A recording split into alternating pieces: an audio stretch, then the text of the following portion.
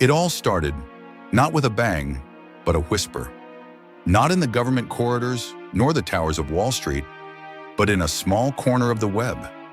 An unknown author, with nothing but code and belief, would spark a revolution online that threatens the very fabric of contemporary finance. His name? Satoshi Nakamoto. Who was he? Or was it a group? A pseudonym?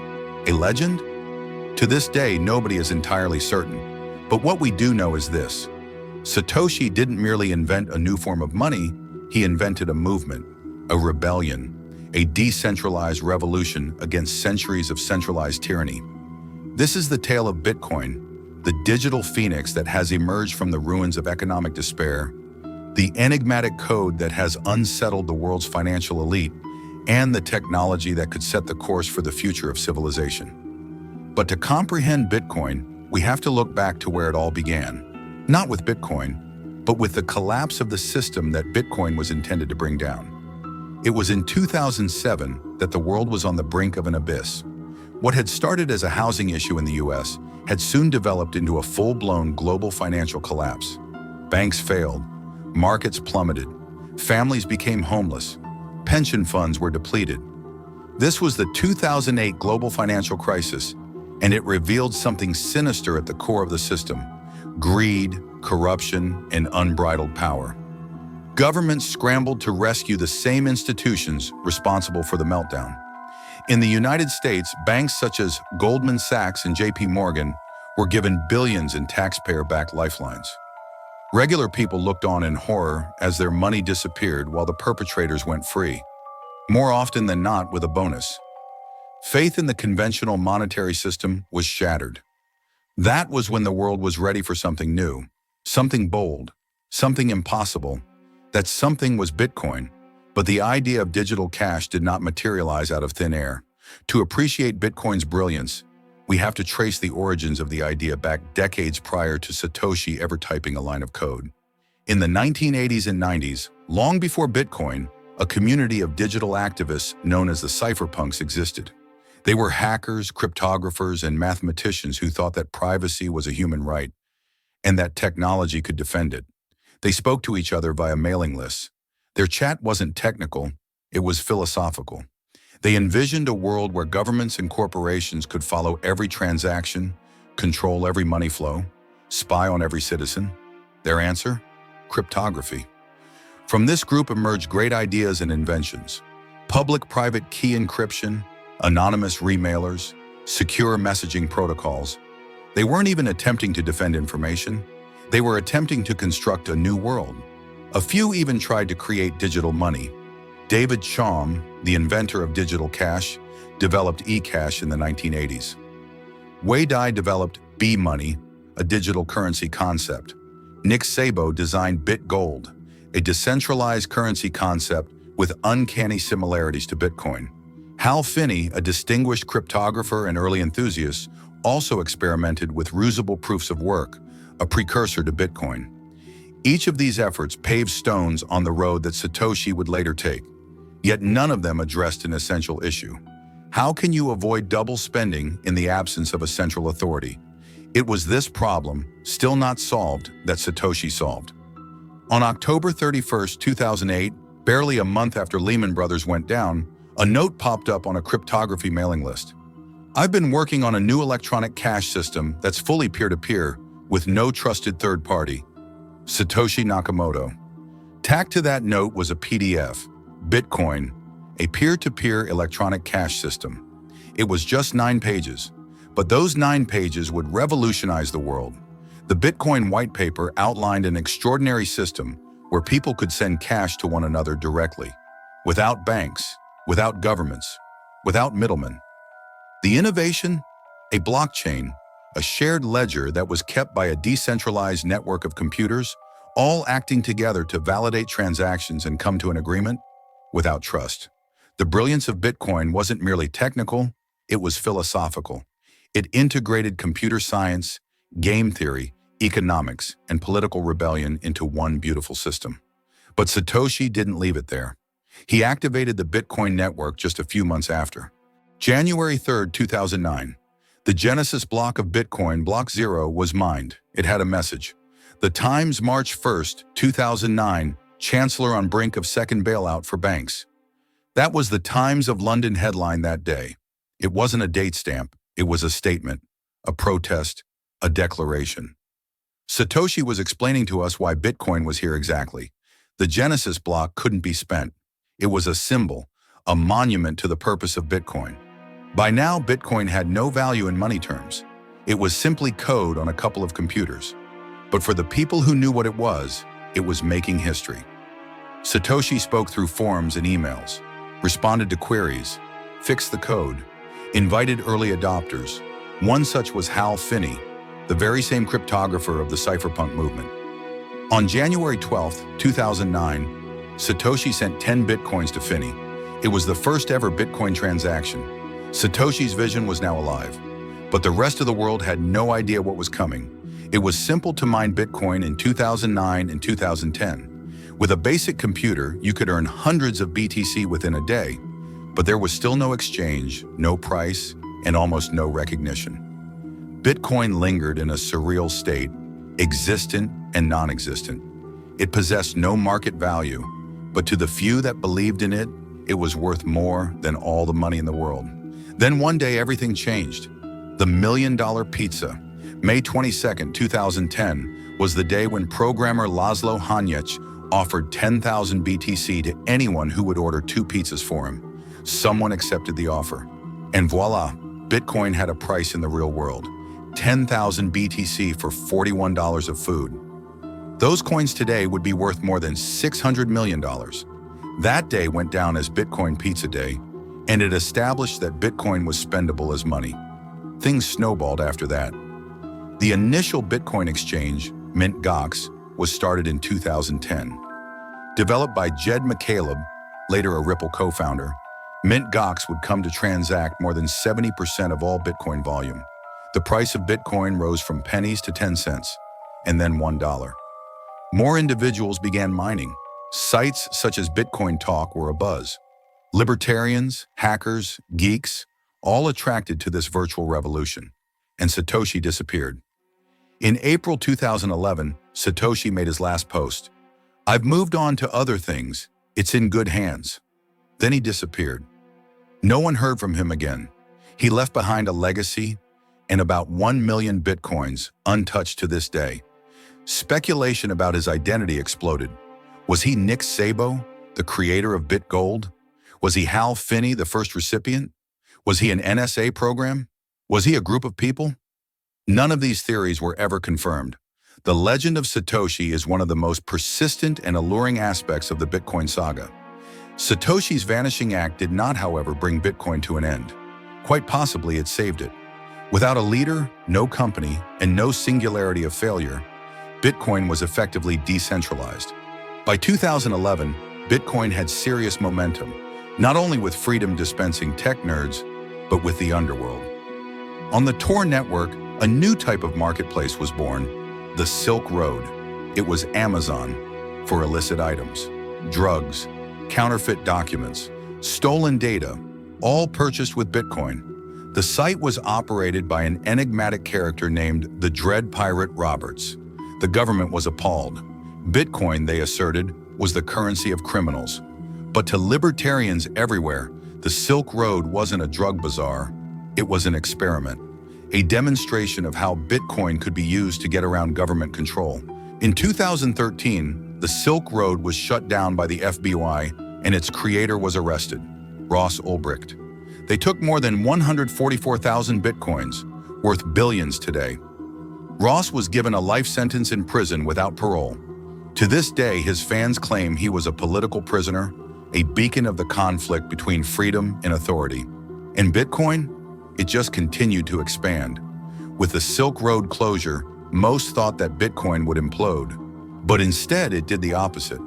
In the late 2013 timeframe, Bitcoin's price surged, going past $100, then $500, and then temporarily above $1,000. For the first time, mainstream media picked it up seriously. Headlines such as Bitcoin, bubble or breakthrough, and the internet's new currency filled the web. New platforms arrived, Coinbase became available, and one could easily purchase Bitcoin with a bank account. Blockchain.com provided an easy interface to see Bitcoin transactions. Mt. Gox, which initially was a magic, the gathering card exchange that later became a crypto exchange, became the industry leader, processing 70% of all Bitcoin transactions. But secretly, disaster was unfolding. In February 2014, the cryptocurrency world was rocked to its foundations. Mt. Gox imploded. The Tokyo exchange went dark. Thousands of users were unable to access their money. The reality started to become clear. Mt. Gox had been compromised, and more than 850,000 Bitcoins stolen, valued at close to $500 million at the time. It was the biggest Bitcoin heist. CEO Mark Karpels was detained. Furious investors protested. Some even proclaimed Bitcoin dead. The press went wild. Headlines such as "Bitcoin the End" and "Virtual Currency Fails" were everywhere. But again, Bitcoin would not die. Amidst chaos, a fact arose. Bitcoin wasn't the issue. The issue was centralization. Mt. Gox had been a single point of failure. Bitcoin itself was still operating, still making blocks, still secure. The moral was stark: not your keys, not your coins.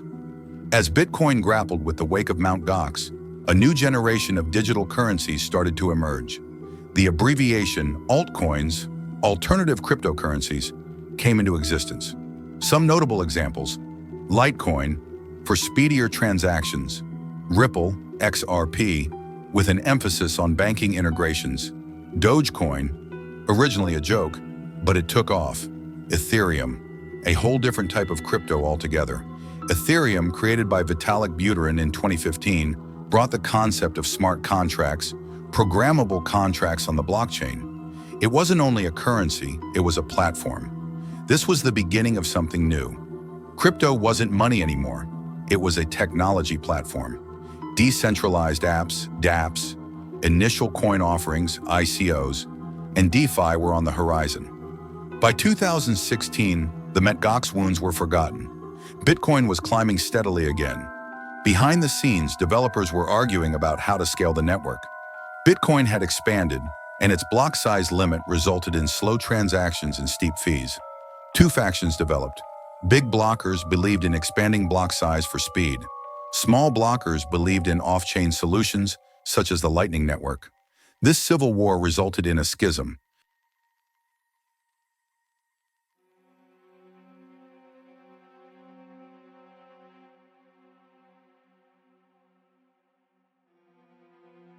In 2017, Bitcoin forked. The original chain retained the name Bitcoin BTC. The new chain went by the name Bitcoin Cash, BCH. It was divisive, dramatic, and contentious. But amidst all that drama, the price went through the roof. Speculators poured in. Celebrities became crypto supportive. Common folks took loans to invest. By December 2017, Bitcoin hit $19,783. The world just stared. And then, pop went the bubble. Bitcoin dropped from almost $20,000 to about $3,000 within a year. Altcoins were obliterated. ICOs became Ponzi schemes. Regulators shut them down with an iron fist. Media cried crypto dead again, more than 300 times. But behind the scenes, builders continued to build. Developers deployed new scaling solutions. Layer 2 networks such as Lightning began to process microtransactions. Ethereum developers pushed Ethereum 2.0, moving from proof of work to proof of stake. The crash weeded out the speculators and left behind the diehards. Bitcoin's core community remained strong, and slowly, it started to recover. And then 2020, the year it all changed. The COVID-19 pandemic rocked world markets. Governments printed trillions to shore up economies. Central banks cut interest rates. Fear of inflation skyrocketed. And overnight, Bitcoin, finite in supply, resistant to central control, appeared extremely appealing. Institutions piled in. MicroStrategy, a corporate intelligence company headed by Michael Saylor, sunk more than $1 billion into Bitcoin. Tesla purchased $1.5 billion of Bitcoin, propelling the price upward. Square, now Block, and PayPal enabled users to purchase and store crypto. Grayscale developed Bitcoin Trust for Wall Street. Billionaire hedge fund managers previously ridiculed by Bitcoin were now touting it. Paul Tudor Jones dubbed it an inflation hedge. Stanley Druckenmiller referred to it as a better store of value than gold. The price of Bitcoin zoomed above its 2017 peak, then passed $30,000, $40,000, and even $60,000 early in 2021. The age of the Bitcoin institution had commenced. In June 2021, something nobody expected occurred. The small country of El Salvador, with a little more than 6 million citizens, declared it would make Bitcoin legal tender. President Nayib Bukele, a millennial with slick social media savvy, rammed the Bitcoin law through Congress. The nation's rollout of the Chivo wallet and deployment of Bitcoin ATMs followed. They even started volcano-based Bitcoin mining. The global response? Shock and pushback. The IMF warned El Salvador. Credit rating agencies lowered their debt. Protests broke out in the streets. But other nations observed.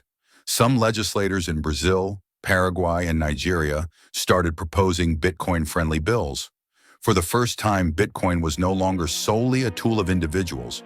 It was on its way to becoming a weapon of nation-states. With enormous growth came examination.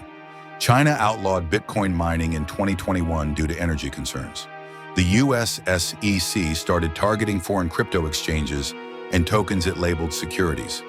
FTX, the world's largest exchange at one point, failed in 2022 through fraud. Its mastermind, Sam Bankman-Fried, subsequently convicted. Lunaterra, a large stablecoin initiative, fell apart, erasing billions of value. These occurrences precipitated Crypto Winter 2.0. Bitcoin's price dropped below $16,000. Panic once again struck. Trust was broken yet again. But again, Bitcoin lived.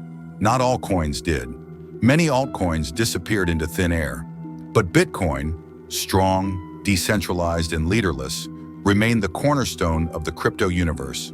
By 2025, Bitcoin has endured more storms than any other digital asset in history. Its fundamentals continue. Only 21 million will ever exist. More than 19 million have already been mined. The next halving event, cutting block rewards, will take place in 2028, further constraining supply.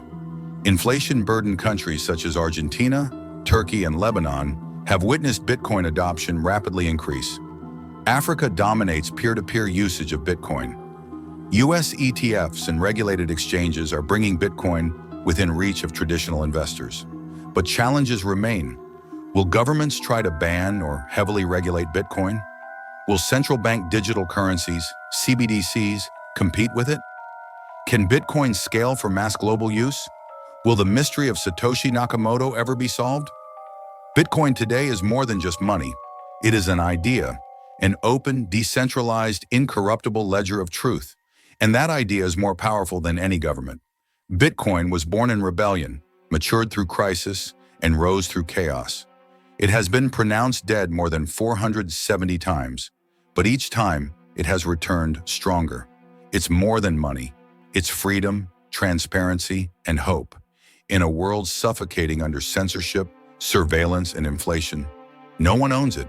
No one can stop it. And its best advantage? It's owned by everyone. So now that you under